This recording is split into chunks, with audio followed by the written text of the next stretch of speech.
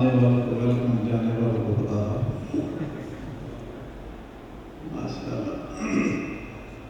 یہ تھے ہمارے بھائی جناب محمد عادل اقبال صاحب جو بارگاہ رسالت مآب صلی اللہ علیہ وآلہ وسلم میں اپنی حاضری پیش فرما رہے تھے۔ میں اس محفل کی خوبصورتی کو آگے بڑھاتے ہوئے اپنے بھائی جناب حضرت علامہ مولانا محمد انوار الحق علوی صاحب میں آپ سے ملتمس ہوں کہ آپ تشریف لائیں اور آج کی محفل کے توسط سے محفل کی نسبت سے جو آپ کو پسند ہے 10 منٹ اپنی حاضری پیش فرمائیں۔ جناب محمد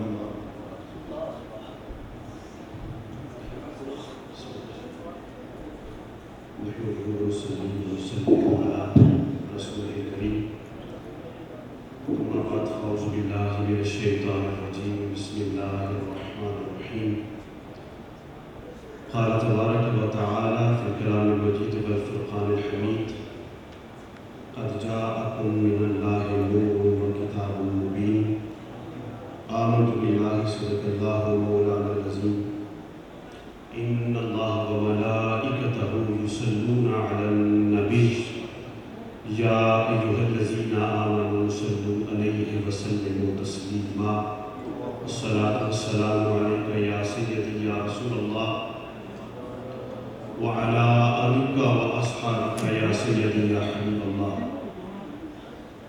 اللہ تبارک و تعالیٰ جل شانہ و تم برہانہ کی حمد و ثنا اور اس کے پیارے محبوب طالب و مطلوب آقا نامدار مدنی تاجدار تاجدار اقو اجم ہاتھی سبل خیر و رسول مولا اقو فخر آمینہ سرخیر زہرہ جمالہ جناب محمد مصطفیٰ علیہ تحیت و ثنا کی بارگاہ بکسبنا میں ہزارہا عقیدت و محبت و لجاج و خراج پیش کر لینے کے بعد میرے انتہائی واجب الاحترام لائق تقریم ذی وقار و ذی احتشام حاضرین و سامعین، مالک کائنات کا بے حد و حساب شکر ہے کہ جس نے ہمیں اپنے ذکر کی اور اپنے پیارے محبوب کے ذکر کی اس خوبصورت بزم اور مجلس اور محفل میں شمولیت کا موقع عطا فرمایا ہے۔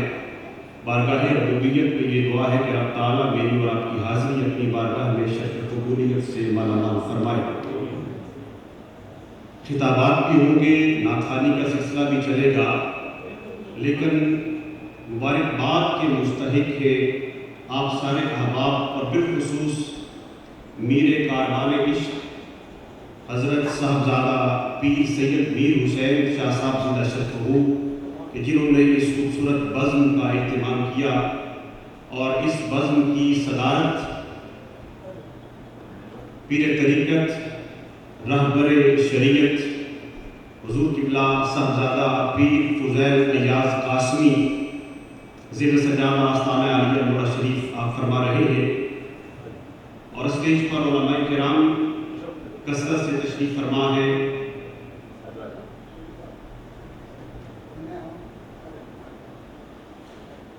اللہ رب العزت کی بارگاہ میں یہ دعا ہے کہ رب تعالیٰ سب کی حاضری خلوص اور للہیت کے ساتھ اپنی بارگاہ میں شرف قبولیت سے مالا مال فرمائے۔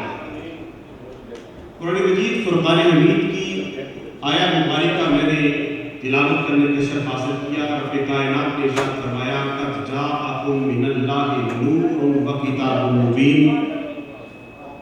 اللہ فرماتا ہے کہ میں نے تمہارے درمیان جو چیزیں بھیجی ہیں ان میں جو خاص چیزیں ہیں ان کا ذکر رب کائنات نے ارشاد فرمایا کہ میں نے تمہیں کتاب مبین بھی عطا فرمائی ہے اور نور بھی عطا فرمایا ہے۔ کہہ ذرا سبحان اللہ۔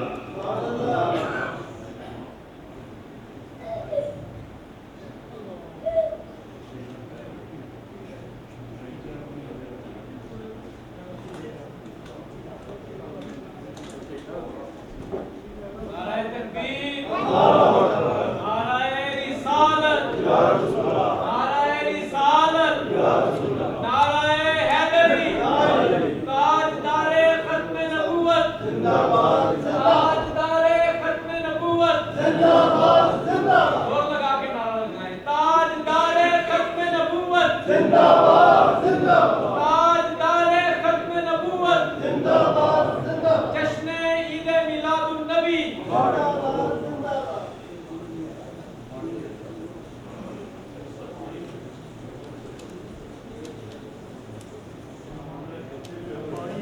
पानी दे दे भाई, पानी चाहिए पानी।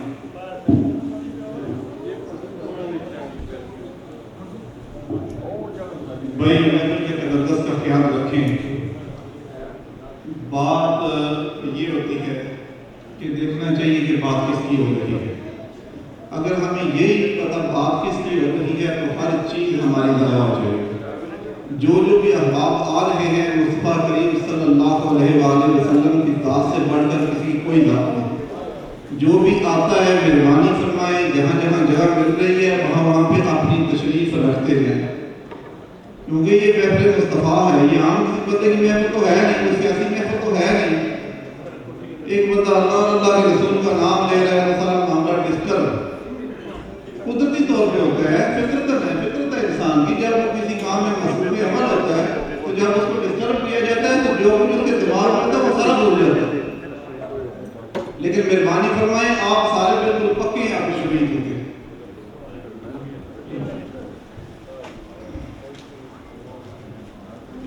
आगे आगे तशरीफ ले आए, आगे आगे थोड़ा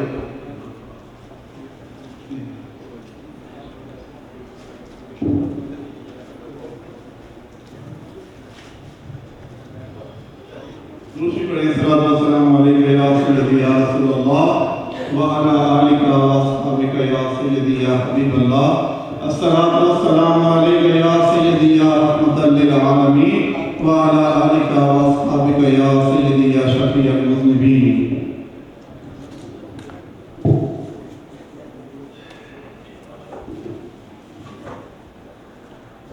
अहबाब ज़िम्मेदार गुजारिश ये है कि जब आप हुजूर नबी अकरम सल्लल्लाहु अलैहि वसल्लम के ज़िक्र पाक की महफिल में हाजिर होते हैं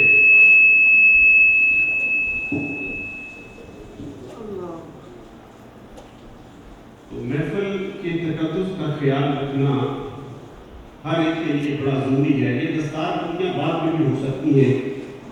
कुरान मजीद मुझे किसी से कोई इख्तिलाफ नहीं, ज़ाती मस्जिद में खड़ा हूँ, वल्लाहि अज़ीम कसम उठा के ये बात कर रहा हूँ कि मुझे किसी शख्सियत से ज़ाती कोई इख्तिलाफ नहीं है।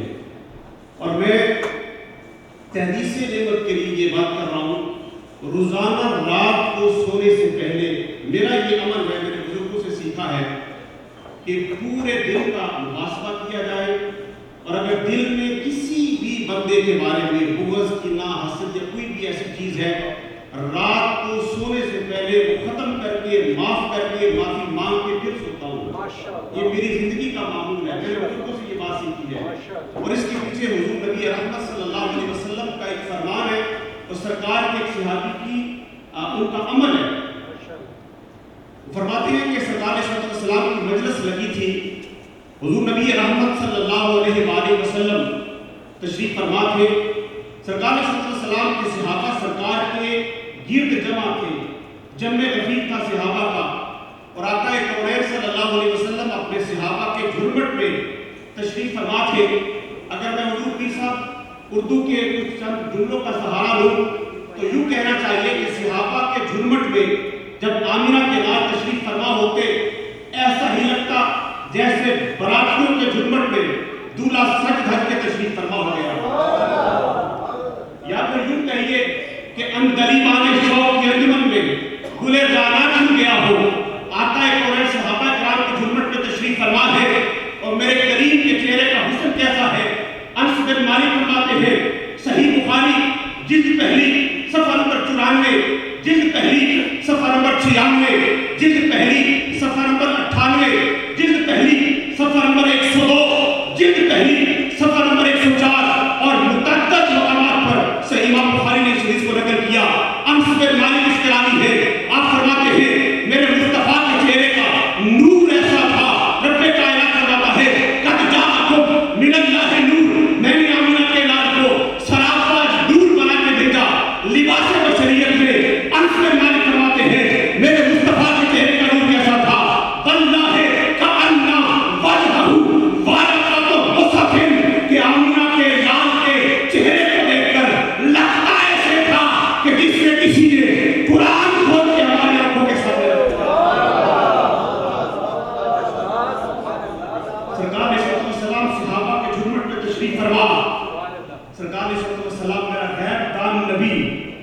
ایھا النبی کا ترجمہ پورے زمانے میں کیا، لیکن میں سلام عقیدت و محبت پیش کرتا ہوں اس کا محبت کے امام کو، جو میرے عقیدے کا امام ہے، جو میرے نظریے کا امام ہے، جو میری فکر کا امام ہے، جسے زمانہ محدث بریلوی امام احمد رضا کے نام سے یاد کرتا ہے۔ آپ فرماتے ہیں یا ایھا النبی کا معنی صرف نبی نہیں کرنا بلکہ غیب کی خبریں بتانے والا۔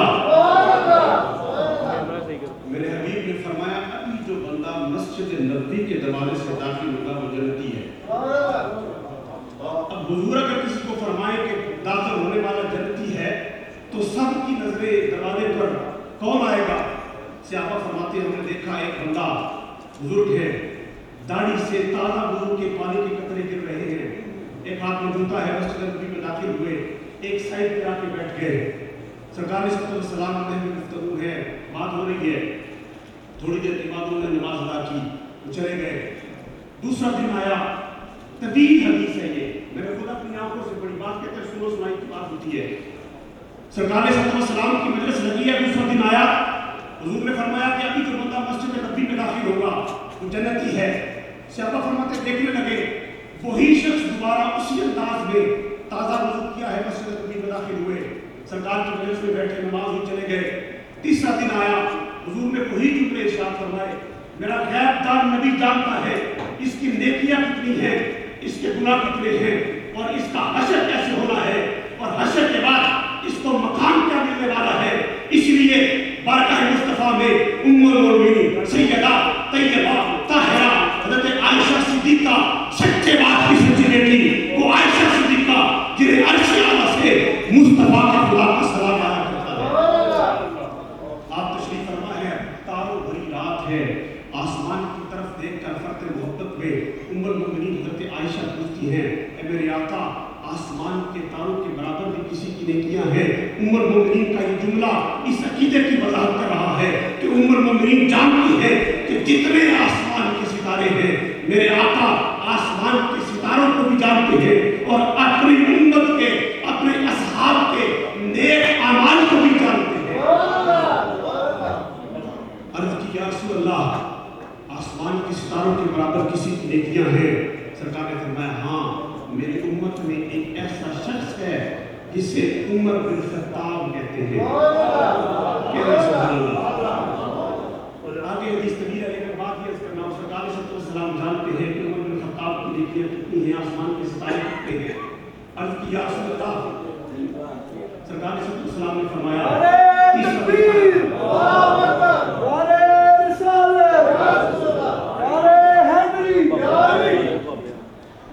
تیسرا دن آیا، حضور نبی صلی اللہ علیہ وسلم کی بارگاہ ہے، سرکار نے فرمایا ابھی جو شخص داخل ہوگا وہ جنتی ہے۔ حضور نبی صلی اللہ علیہ وسلم کے صحابہ نے دیکھا وہی شخص دوبارہ تیسرے دن آئے، اسی طرح تازہ وضو کیا ہے، مسجد میں بیٹھ گئے۔ سرکار کائنات صلی اللہ علیہ وسلم کے صحابی فرماتے ہیں نماز ادا کی، وہ چلے گئے۔ ایک صحابی فرماتے ہیں وہ پیچھے چلا، اور پیچھے چلنے کے بعد میں نے اپنی طرف دیکھا اور میں نے کہا کہ میں آپ کے پاس قیام کرنا چاہتا ہوں۔ 3 راتیں انہوں نے ان کے پاس قیام کی ان کا عمل دیکھنے کے لیے کہ کون سے نیک اعمال کرتے ہیں، کون سے اچھے افعال کرتے ہیں، اور فرماتے ہیں کہ میں نے دیکھا 3 دن تک ایسا خاص نہیں کیا، رات کو شام کی نماز پڑھتے ہیں، صبح ساری رات سوتے رہتے ہیں، اور تیسرے دن سے ابھی فرماتے ہیں جانے لگا تو میں نے